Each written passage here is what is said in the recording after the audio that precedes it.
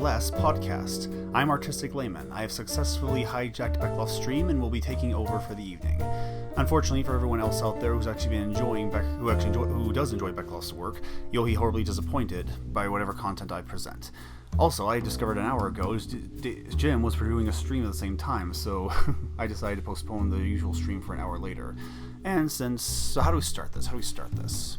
Well, since I'm not Bechtloff myself, and I can't do what he does, I will do what I do, which is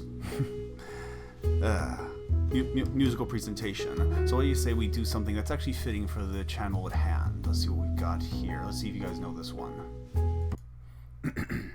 The setting is a new city on a street called Avenue Q, and two characters, Princeton and Trixie Monster, are talking for the first, and Kate Monster are having a conversation for the first time. But first, let me check sure the chat's working.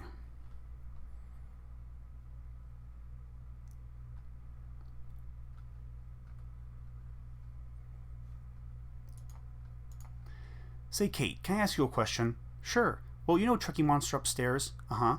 Well, he's Trekkie Monster and you're Kate Monster, right? You're both monsters, yeah? Are you two related? What? Princeton, I'm surprised at you. I find that racist. Well, I'm sorry, I was just asking. Well, it's a touchy subject. No, not all monsters are related. What are you trying to say, huh? That we all look the same to you, huh? No. Oh, not all. I'm sorry, I guess that was a little racist. Well, I should say so. You should be more careful when you're talking about the sensitive subject of race, yet... But wait a minute, look who's talking. What do you mean? What about that special monster school you keep talking to me about? What about it? Well, could somebody like me go there? No, we don't want people like you. Uh-oh. Ha, you see? Oh dear. You're a little bit racist. Well, you're a little bit too. We're both a little bit racist. Admitting it is not an easy thing to do, but I guess it's true. Between me and you, I think everyone's a little bit racist sometimes. It doesn't mean we go around committing hate crimes. Look around and you will find no one's really colorblind. Maybe it's a fact we all should face. Everyone makes judgments based on race. No, not big judgments like who to hire who to buy a newspaper from. No, I mean just little judgments. I'm thinking that Biscuit and Busboy should learn to speak freaking English. Right. Everyone's a little bit racist today. So everyone's a little bit racist. Okay. Ethnic jokes might be uncouth, but you laugh because they're based on truth. Don't take them as personal attacks. Everyone enjoys them. So relax. Okay, stop me if you've heard this one, okay? There's a plane going down, yeah, and there's only one parachute, and there's a rabbi, a priest, and a black guy, yeah. What are you talking about, Kate? Uh-oh. You were telling a black joke. Well, yeah, Gary, but lots of people tell black jokes. Well, I don't. Well, of course you don't. You're black. But I bet about Pollock jokes, right? Well, sure I do. Those stupid Pollocks. Don't you think that's a little bit racist? Well, dang. I guess you're right.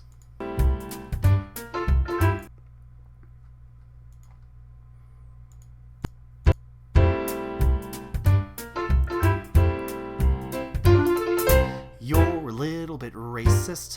Well, you're a little bit too. We're all a little bit racist. I think I'd have to agree with you. We're glad you do. It's sad but true. Everyone's a little bit racist. Alright.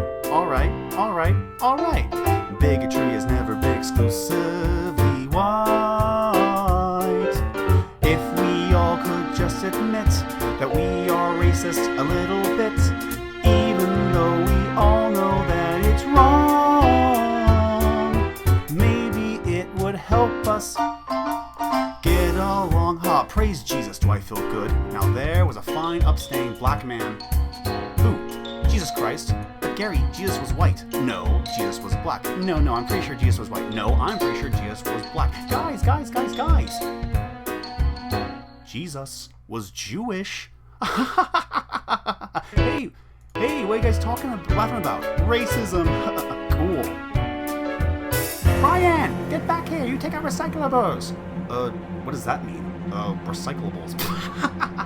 Hey, don't you laugh at her. How many languages do you speak? Oh, come off it, Brian. Everyone's a little bit racist. I'm not, you're not. Nope. Huh. How many Oriental wives have you got? What? Brian! Brian, buddy, where you been? The term is Asian American. I know that you know intending to be,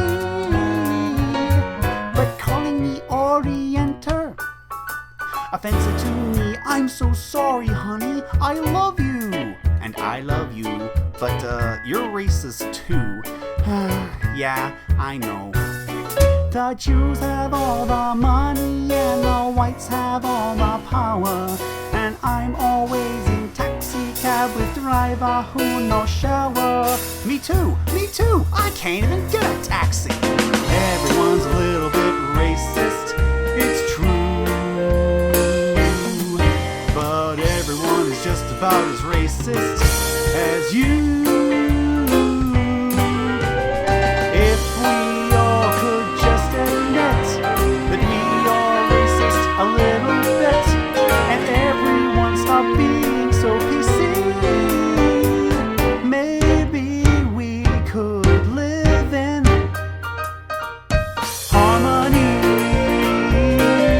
Everyone a little bit racist.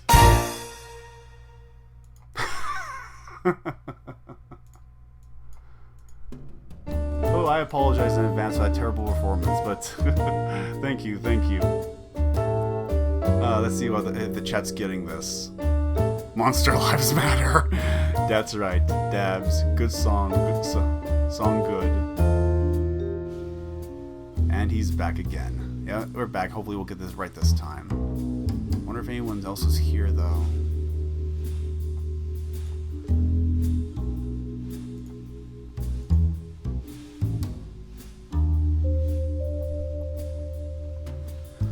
But with that set up, what's happened recently. Well, I'm not really following the news right now, but I am following a little bit of entertainment. Hey, who hasn't seen the Avengers Endgames yet? I sure have, and let me tell you how it ends.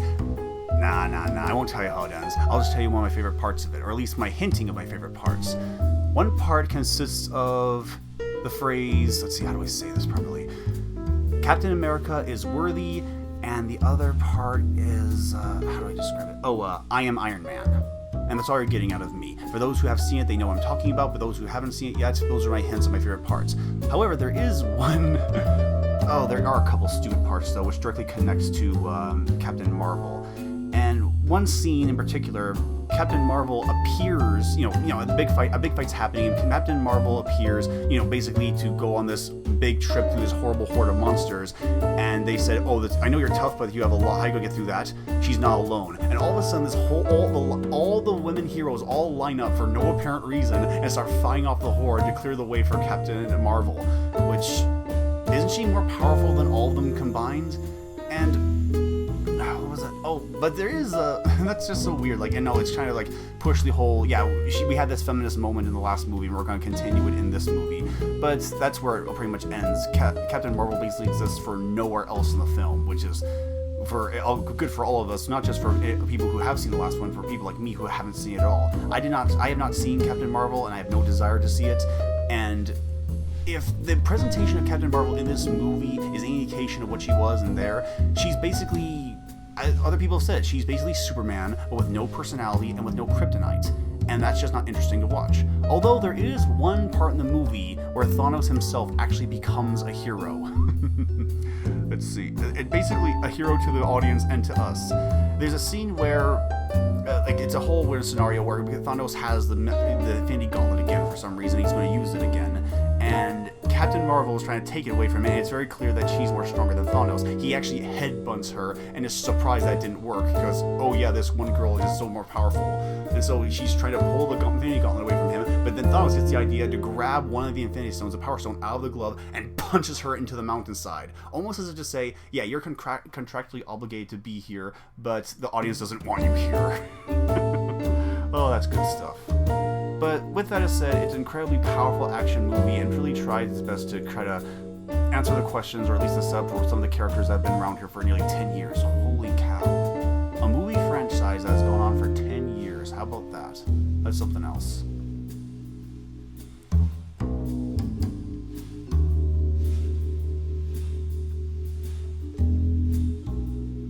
But since that's all the topic, that's the news topic for today, I think I'll cut to another song. And I think that everyone's, I see a recommendation is The Internet is for Porn. Oh, that should be interesting to play. Let's see if I can download that. Let's see if I can open that video.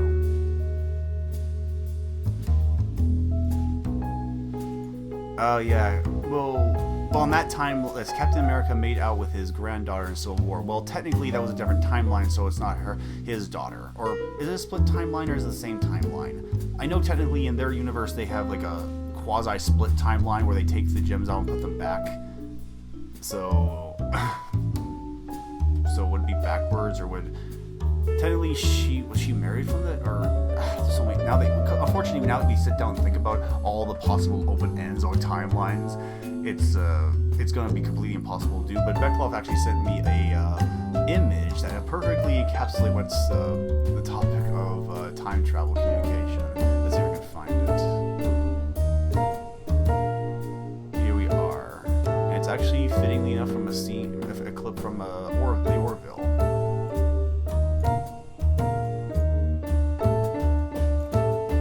Let's see. You guys will not get me into a discussion about time travel logic. I would rather chew broken glass. Thank you, Seth MacFarlane. You're making the only good thing on television right now.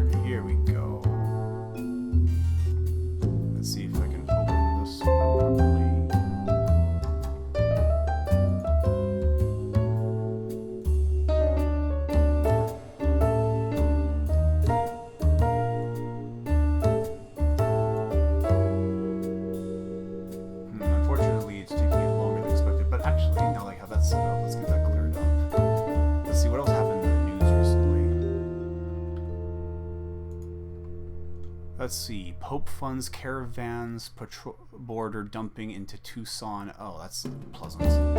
Creepy Joe Biden is into the race. Let's see. Biden could escape cosmic surgery scrutiny. Hillary endured. He has surgery? I guess he would.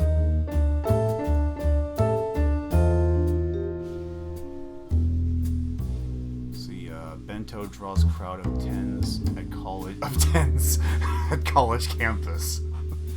Oh, that's hilarious. New theory suggests sisterhood ruled ancient Egypt before King Tut. Well, that's amusing. Avengers headed for 1 billion weekend. Ooh, nice.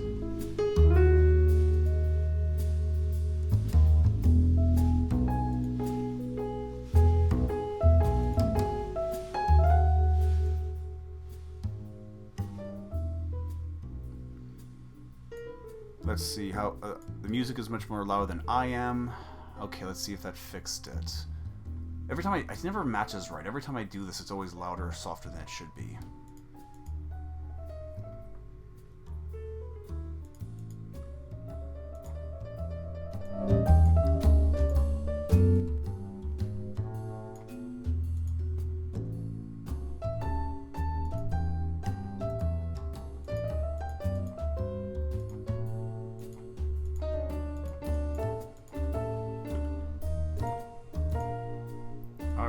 Let's see if this works.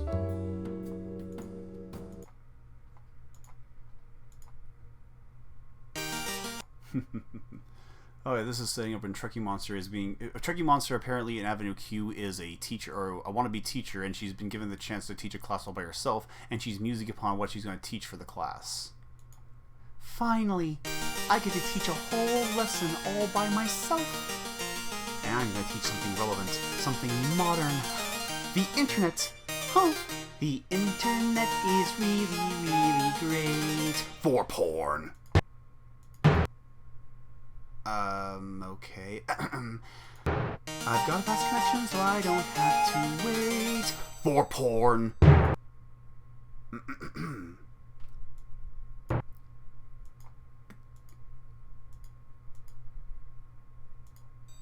There's always some new site for porn. I'll browse all day and night for porn. It's like I'm searching at the speed of light for porn. The internet is for porn. The internet is for porn. Why you think the net was born? Porn, porn, porn. Trekkie, oh, hello, Cake Monster. You are ruining my song. Oh, be sorry, me don't mean to. Well, will you please be quiet for a moment so I can finish? Okie dokie. Good. I'm glad we have this new technology for porn. Ooh. Which gives us untold opportunity for porn. Oops, sorry. I'm from my own desktop porn. I can research, brown, and shop. It's like I'm enough till I'm ready to stop for porn. Trekkie, the internet is for porn. The internet is for porn. Trekkie, me up all night hugging me horn to porn, porn, porn. Ew, that is gross. You're a pervert. Oh, sticks and stones, Cake Monster. No, really, you're a pervert. Normal people don't sit at home and look at porn on the internet. Oh? What?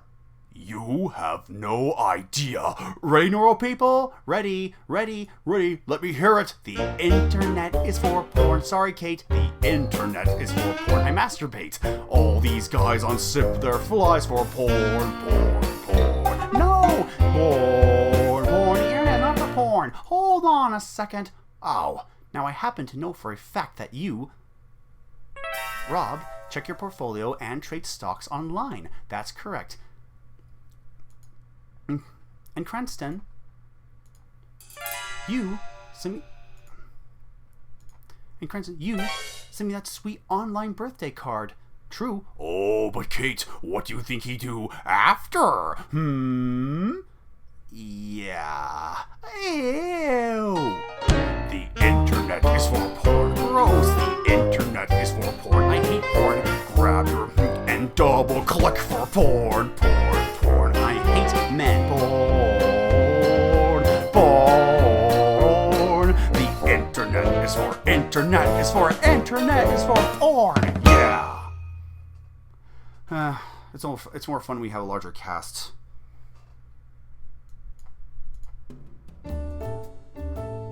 Let's see, much better. Keep the music where it is and just speak a little louder. If the music is a 7, cut down to 4/3. It's so hard to... I want to be able to hear the music too. I can't adjust the both.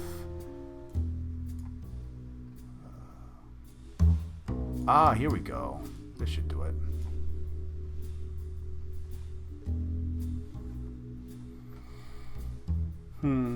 Let's see what we got. What has been going on in the world these days? Homophobic remarks by Brazil's president may harm tourist industry. Why is that exactly? Do mostly liberals only go to Brazil? Let's see. Fox News powerhouse Lou Dobbs shaping Trump immigration policy. With more than 500 kills, the vegetable farmer is world's deadliest hitman. Oh, that's funny.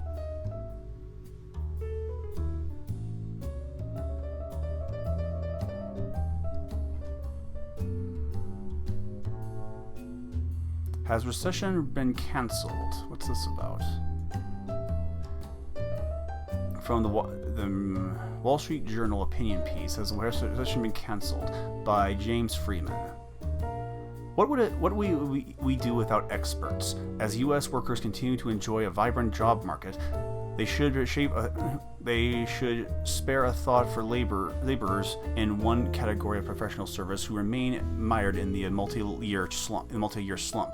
Established manufacturers of Keynesian economics forecasts have entered a prolonged period of secular stagnation. Some may even wonder if they can even break out of the new normal of declining prestige. Ugh, what a bunch of nonsense. See, North Korea, Kim warns of return to tension, blames USA's bad faith. Champagne with Putin. Funny. Muslims in hiding in Sri Lanka, as tensions rise after bombings. Oh yeah, the bombings that didn't happen, where something happened somewhere. Oh, that's always fun.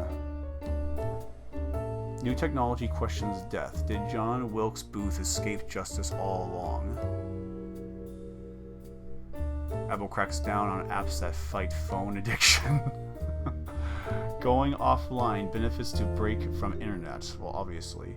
Julian Assange and the woeful state of whistleblowers. Yeah, remember 10 years ago or so when Julian Assange was a hero of the American left? I haven't. I've forgotten when I remember when Benedict Cumberbatch was starring in a role of Julian Assange in a movie where he was portrayed as an anti-hero. Funny how that's completely turned around now that he's not supporting the political narrative of the left, but we all know how that is. It's basically tribal politics at this point. It's not about... And I have this conversation over and over again with liberals. Whenever I'm having a conversation, they're always bringing, oh, well, Trump is being dishonest, Trump is lying. And dude, you don't care about lying. The media has been lying to us consistently for 2 years, if not my entire life. And you're expecting me to believe that Trump's lies I should be more worried about? I mean, it's not even that you care about lying, you just care about making your political opposition look bad. But that's neither here nor there. It's just a little tirade I always goes off on. Let's see.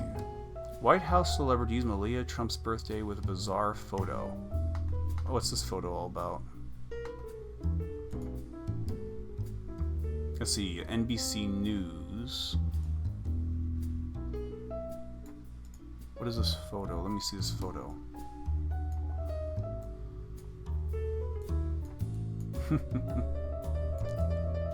Oh, that's an interesting shot. What's the complaint about? A photo tweeted by the White House and First Lady Melania Trump's birthday has raised many an eyebrow on social media. The tweet that has generated more than 8,000 comments simply says, "Happy birthday, First Lady," and is accompanied by a photo of Ms. Trump sitting alone at the far end of a couch. The photo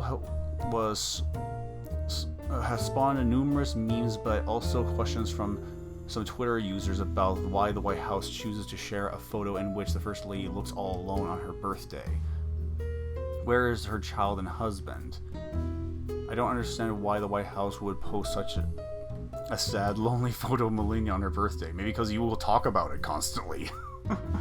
I swear, most of the controversy thing, I mean, at this point, whenever someone talks about controversy, it's just because I'm almost convinced that Trump or someone in the White House is just trying to troll the media. I mean, apparently it's so easy to do. We've already banned the OK symbol, and we'll probably soon ban the thumbs up symbol soon as symbols of white supremacy.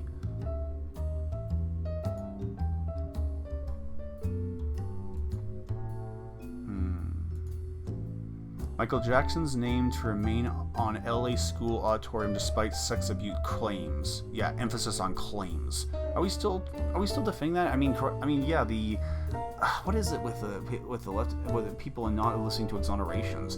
But then again, I guess that's a double-edged sword because O.J. Simpson most likely did what he did, but he got off scot-free. I mean, but there's so much evidence on this, and there's no evidence on Michael Jackson in this case. I mean, the media had a frenzy about an accusation that was proven not guilty in a trial. Army base apologizes after fake cyber tech spurs conspiracies. Air Force plans combat exercise. Weapons evaluation in Utah. New Orleans in crossroads as newly homeless number rises. I wonder how the homeless situation has been in New Orleans. Blame my brain. Killer's bold defense gets court hearing. Oh, this should be amusing. Blame my brain. Killer's bold. Let's see. More by John Chalupe of NBC News. He says his brain was coded to kill. Anthony Blaise Yeples didn't deny being an elderly man to death in Santa Fe, New Mexico, 6 years ago in a fit of rage. But after learning that he had a rare genetic abnormality linked to a sudden violent outburst, he argued for leniency, saying that he wasn't fully in control of himself and he committed the crime. The claim seems like a stretch to the judge, prosecutors, and some scientists, but Yepes took it to New Mexico Supreme Court, which agreed to consider it. The court's decision, still months away, could accelerate a trend in the criminal justice system. The use of behavioral genetics and other neurologic research is indicating the analysis of tumors and chemical imbalances to explain why criminals break the law. The rapidly developing field is forcing officials to confront new questions about how changes in the brain influence behavior, leading some to rethink notions about guilt and punishment. I wonder if we're going to ever go that far upon the racial divide or the racial question. But of course that won't. That's because there's no way that different racial groups are going to have different brain patterns and different potential for violent behavior. That can never fly, of course. This cutting-edge evidence collected through brain scans, psychological exams, and genetic sequencing has been developing in a range of ways to challenge whether a defendant was capable of premeditated murder, whether a defendant was competent to stand trial, whether or not the defendant should be put to death.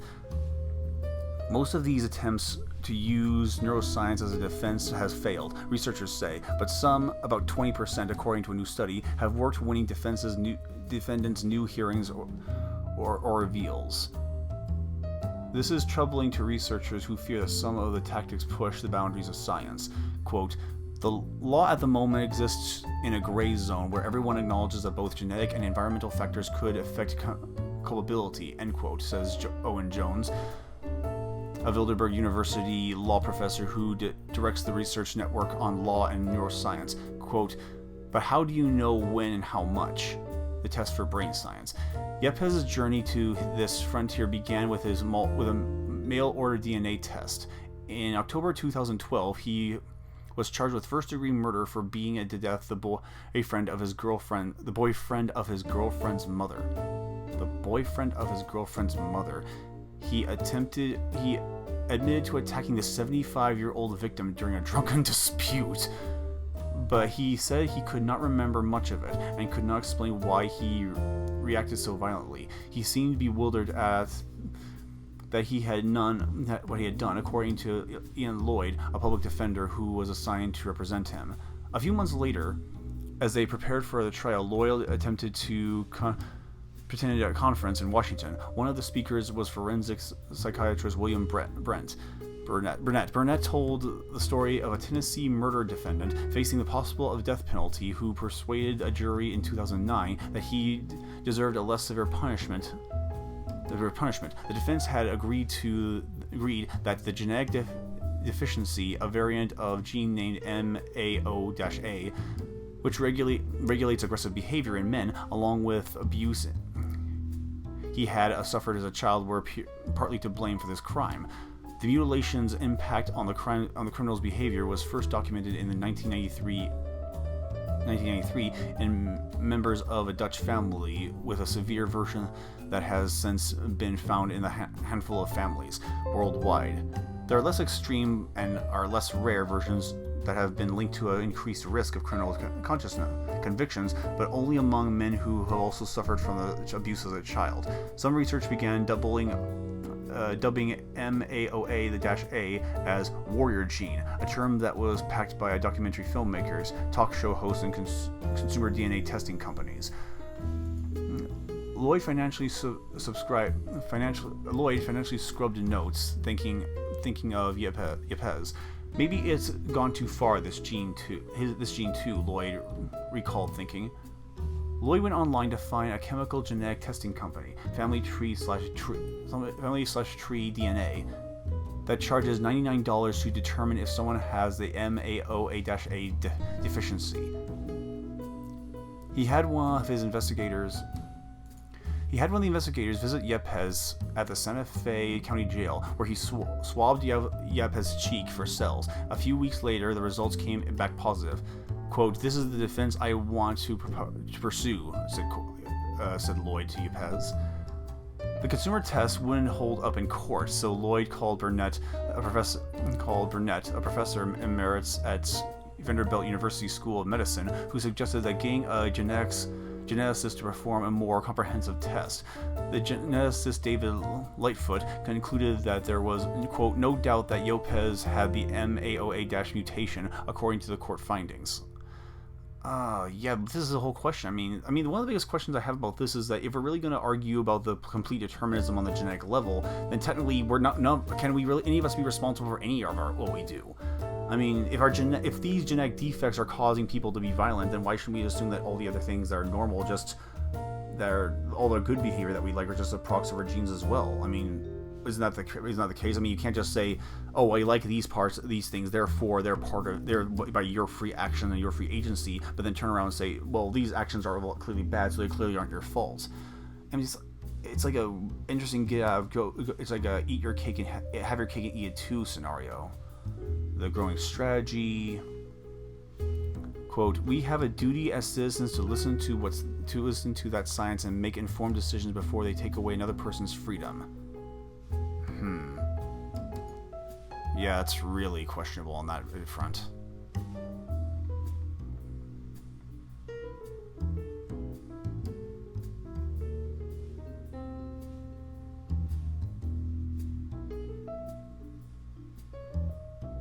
See, I'm in New Orleans and they're bringing on residential street corners, something I've never seen.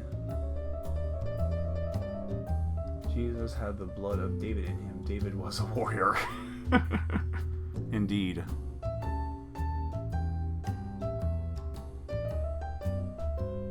Let's see, another good article in here. Tony Robinson campaign Twitter account suspended within hours. Oh, this story is ever expanding.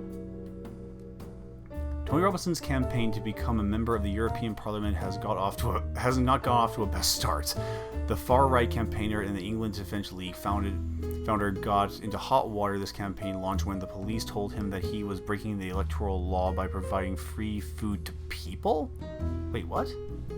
Electoral Commission guidance states that, quote, treating is a criminal offense committed by, quote, directly or indirectly giving or providing any food, drink, or entertainment to provision to corruptly influence any voter. Now Robinson, whose real name is Stefan Lennon, has been hit with a fresh setback after Twitter blocked an account representing his MED campaign within days of his bungled campaign launch. It is not clear whether Robinson or his team were responsible for running the account or why the account was blocked, but Robinson has been banned from Twitter since March of 2018 for violating its hate speech policy. He was banned from Facebook and Instagram earlier this year. So wait, he lost it because of what? Far right, blah blah blah blah, trouble breaking electoral law by providing free food to people.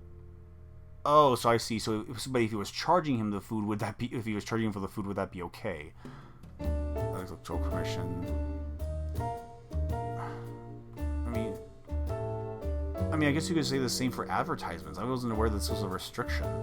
Like, how do they get the food to them exactly? Is there some sort of convention, like when Hillary has a $1,000 plate campaign meeting? Does they have to have like that? Does every person have to be paying $1,000 in order for it not to be a form of considered a form of bribery? Although one could argue whether or not giving the money is a form of bribery, but that's neither here nor there.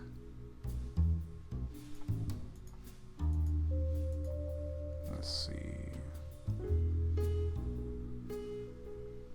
Even in decline, AM radio matters. The lo-fi voices that speak for America.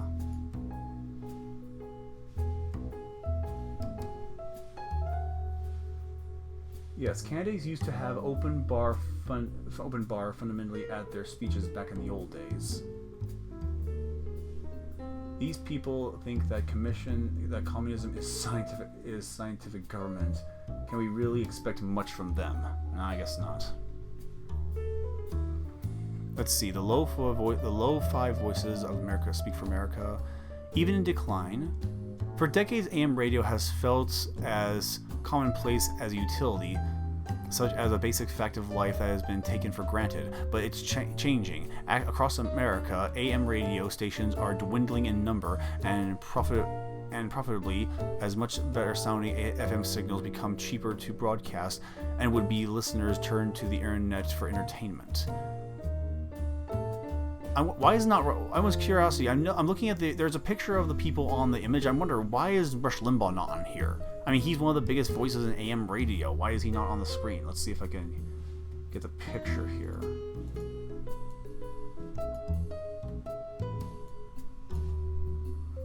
Yeah, right here. That Speak for America. So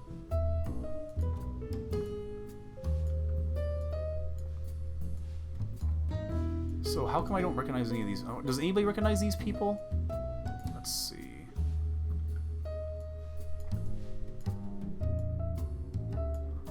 Don't know him. Don't recognize her.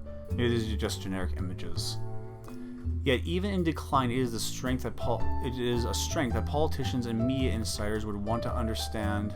America would do well to heed. In 2019, thousands of AM stations remain on the air, many of them thriving, in part because they serve unique sets of people whose voices aren't always heard loudly. For generations, it is considered cheaper to buy or start an AM station than any other form of mass media, making ownership more accessible to people of color, immigrants, non-English speakers, and those with political views outside the mainstream. Gee, I wonder what the emphasis here is. Without the line of sight restrictions of FM radio, AM radio can always cover vast geographic areas, and so remains a staple of rural America. Even now, if you turn into the right frequency on a clear summer night, you can hear broadcasters from half the continent away, listening in on the kinds of conversations that shape identity and politics far outside the Beltway. Should we? I find it interesting that they always say outside the Beltway, as if the Beltway shouldn't be listened to. For decades, eager to preserve the format, AM has a would-be savior in Washington, Federal Commission, the FCCC. Hijacked, better known for his free market net neutrality deregulator, Pi launched an effort to revitalized AM several years ago, shortly after becoming the FCC's commissioner. Growing up in Parsons, Kansas, in the 1770s and 80s, Pi has said he listens to AM radio with his parents. He had come to the United States from India with little more than $10 in their pockets and a radio. Their pursuits are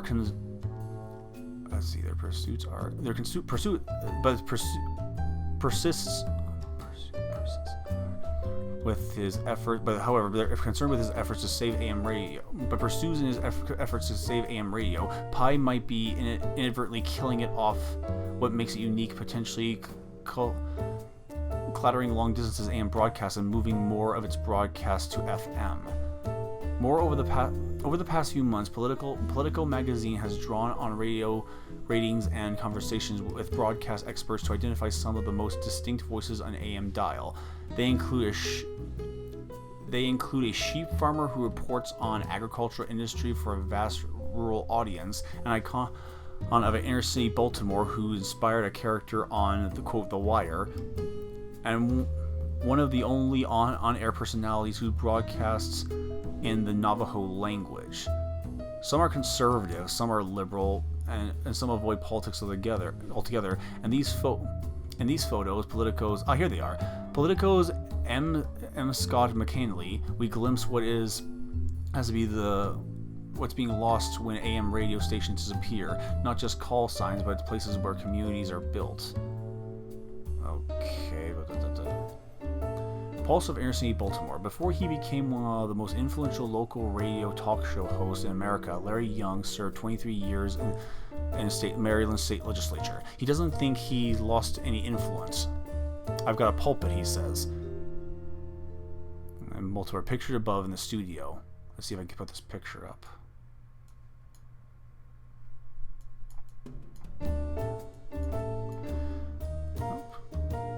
Young is a mix of opinion maker, conventor, and local politician. Even after his show ends, the calls continue, about a dozen each day. request for help with his son's legal woes or the housing issue. Quote, if I was to say I'm not feeling well and I've got cold, you best believe I'm going to have to let at least 4 of my 5 listeners bring me some soup. He laughs.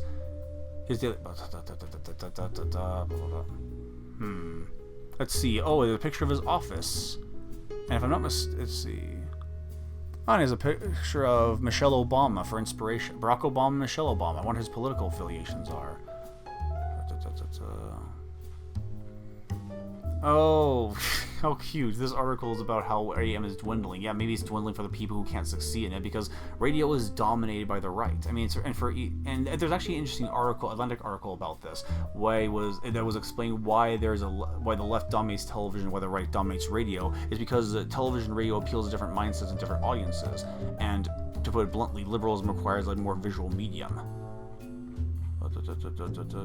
Oh, this might be someone. The voice of rural Nebraska. Occasionally, if you turn into Susan Ledford's broadcast on KRNN when she is working from home, you'll hear the mewing of the 60-some ewes she raised on the farm. Ewes when she raised on a farm. And the picture above.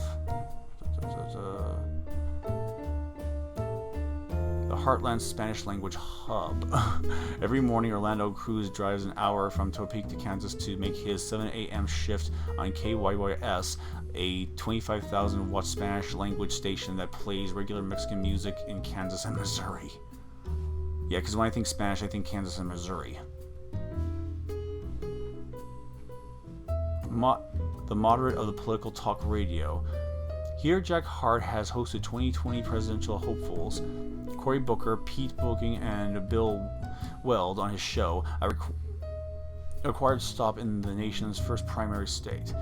Quote, they know they're going to get a fair shake, and they're going to be asked for some substance, says Hart, picture above in the radio of New Hampshire. Oh, who's this one? Champion of Cajun culture, broadcasting from the Bayou-rich Louisiana outback. KJEF is one of the only 24/7 Cajun music stations in America and likely the world. Oh, and that's all they show. There's no conclusion of the article anywhere else. But I noticed that they're pointing out the fear of losing these particular channels. You mean the channels that are, let's see, these channels have either very moderate opinions or held by the minority of viewers. Gee, I wonder why they're dying. That's amazing. TV requires a certain level of attention. Radio also can be consumed by people who work. That's true. The public service is the name. The public service is the name it has earned. It is us, the free men, to inform each other about because the government won't be there when the stuff hits the fan. Might be worth it. My brother is pushing me to get into ham radio.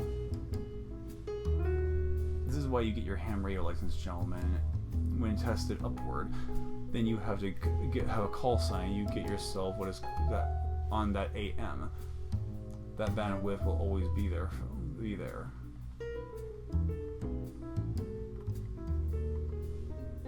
Let's see. I guess one more. Oh, we've actually been here for 44 minutes. Maybe I can review the sponsors for today. Bechtloff didn't actually confirm these sponsors to me, but I'm assuming that they're going to be here. Let's see. This week's sponsor is, or rather, this week, Race Ride Appeal. Race Ride Apparel. Race Ride Apparel. My apologies, Race. And here you can get all kinds of things. You get mugs, bags, mug shirts, and all sorts of stuff. And of course, don't forget. And also, if you want to support the Bechtloff and support his podcast when he comes back, be sure to check out his Amazon wish list.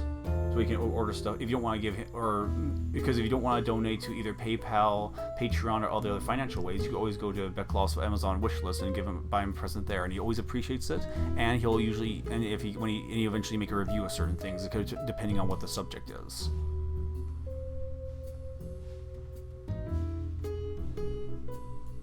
Let's see, how many more articles left to read?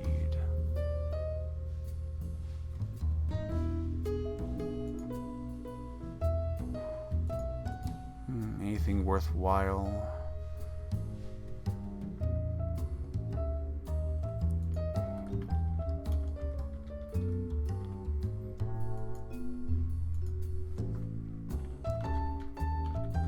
Let's see, what does local bias news have to say today? Oh, maybe I can check the Discord, see if there's any new articles that come up. Still catching up on Medicare. I rarely catch these live. Poor Kyle. Oh yeah, for those who don't know, or you're probably watching it simultaneously, Medicare is going over a documentary on incels, and it's depressing, honestly, just watching these situations where the quote-unquote, I mean, I don't know if it's just the style of the documentary or the presentation of these people, because I guess they're not the best public speakers. I mean, heaven knows I'm not. But it's just so strange watching these people on the cameras just going on the categorization of incels or a shy love, or people who cannot get women or can't get women, and how they're trying to transition them. Of course, transition them from being nobodies to being PUAs, or getting trained by PUAs.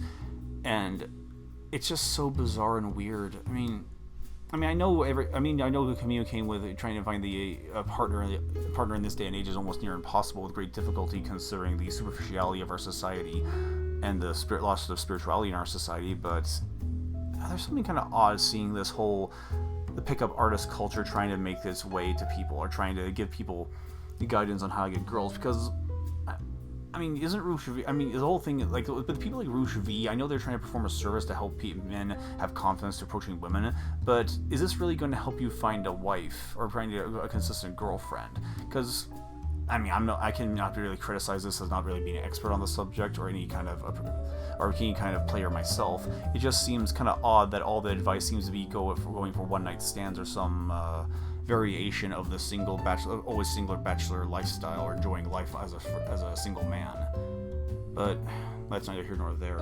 Let's see what's else in the Discord chat.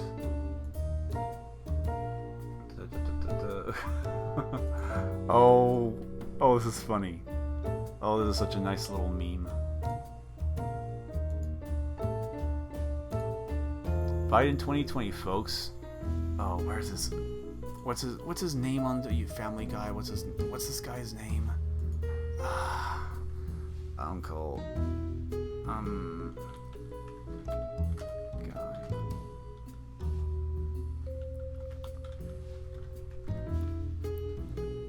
Creepy old man. What's it? Oh, Herbert the Pervert. Let's go tell people they'll only pay. Advertisers. Oh, what's this? Emu Liberty Mutual Insurance.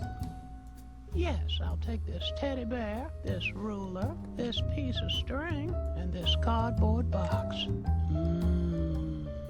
Hope you don't Oh, he sets it up as a classic rabbit trap. find the money strapped to my thigh. Peter, you can't just slap together flimsy structures in the yard. Why not? Herbert did it. YMCA, it's fun to stay at the YMCA. Quahog Boys Club, free popsicles and shoulder rubs. Oh, that's so horrible. That's a nice muscly throwing arm you got there. You know. Oh, you just know that's gonna be perfect. I mean, 2020 is gonna be a bloodbath, and Trump is gonna be backstroking in it. Oh, this is gonna be fantastic. Let me sniff your hair, little girl.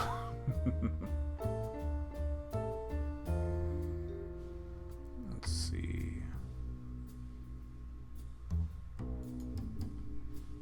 Joe Biden, are you ready, kids? Please don't touch me, you creepy old man. I can't hear you. Please don't touch me, you creepy old man. Let's see. You're ill. I recommend suicide. Ugh. You just gotta love the memes and the dankness of it all.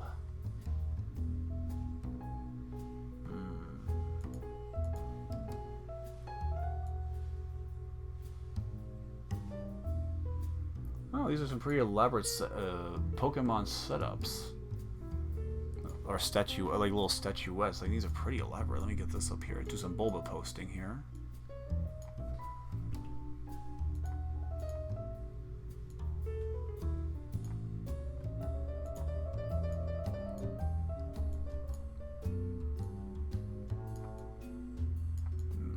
Bulbasaur, Charmander, and let's see what else do we have here. Venusaur, Squirtle, of course.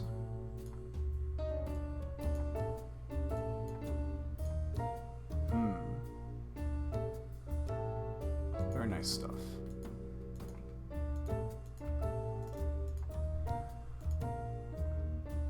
Shiny, a Bulbasaur birthday cake, a Bulbasaur video game case.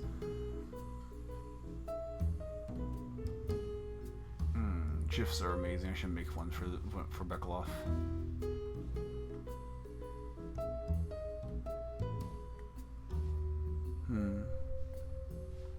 I've always forgotten how hard it is to make new streams and live streams. It just requires a certain level of personality, a certain level of persona that I just don't have. I'm more of the make videos and then upload them later. And unless anything else is to be said, I guess that's pretty much it for the stream today, folks. It's a short little excursion, but I guess interruptions are not something I excel at.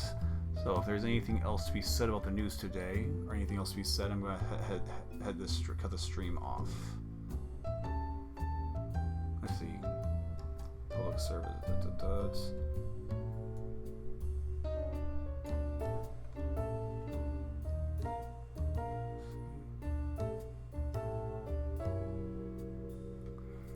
Let's see if Jim is still going.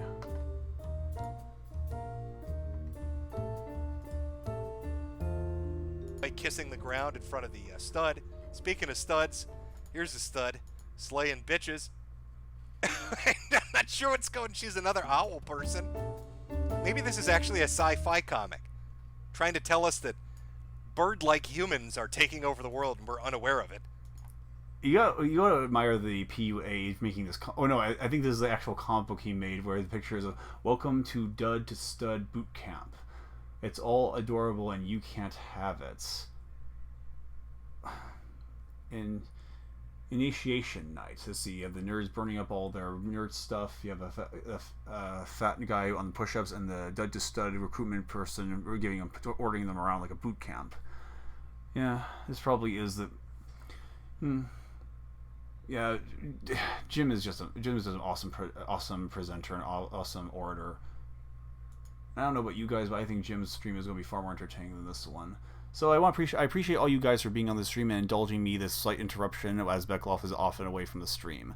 And with that said, once again I want to remind you all to check out the sponsors and to check out to support the Bechtloff page through either Amazon, PayPal, or Patreon. Until next time, take care and Godspeed.